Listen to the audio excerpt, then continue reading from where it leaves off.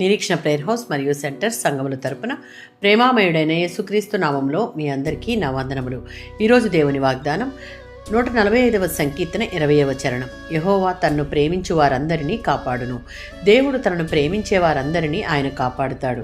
దుర్మార్గులందరినీ ఆయన నాశనం చేస్తాడు. దేవునిని ప్రేమించే మనిషి ఇతరులు కూడా దేవునిని ప్రేమించాలని ఆశిస్తాడు. ఇక్కడ దావీదు ధర్మశాస్త్రంలోని అతి ప్రధానమైన ఆజ్ఞను చెప్తూ ఉన్నాడు. అందులో మనిషికి కలిగే అత్యున్నతమైన ఆధిక్యత కనిపిస్తుంది. 31వ సంకీర్తన 23వ చరణం.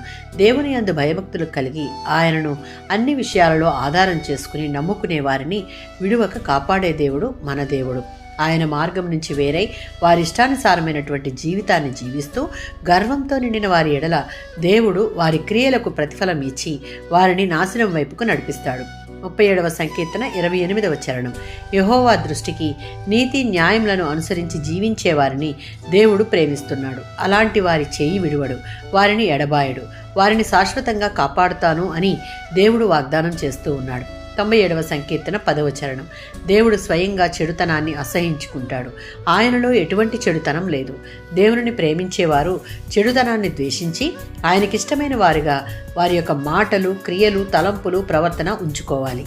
అలాంటి వారి ప్రాణాలను ఆయన కాపాడుటయే కాక దుర్మార్గుల యొక్క బారి నుంచి ఆయన వారిని తప్పిస్తాడు. విశ్వాసులంగా ముందుగా మనం గుర్తుంచుకోవలసింది ఆయన మనలను తన అమితమైన ప్రేమతో ప్రేమిస్తున్నాడు అని. మనం అదే రీతిగా ఆయనను ప్రేమిస్తూ ఆయననే నమ్ముకుని నీతి న్యాయములను అనుసరించి నడుచుకుంటూ చెడుతనమును ద్వేషించి ఆయనకిష్టంగా జీవిస్తే ఆయన మనలను శాశ్వతంగా కాపాడుటకు ఎప్పుడూ సిద్ధమే. ఆమేన్.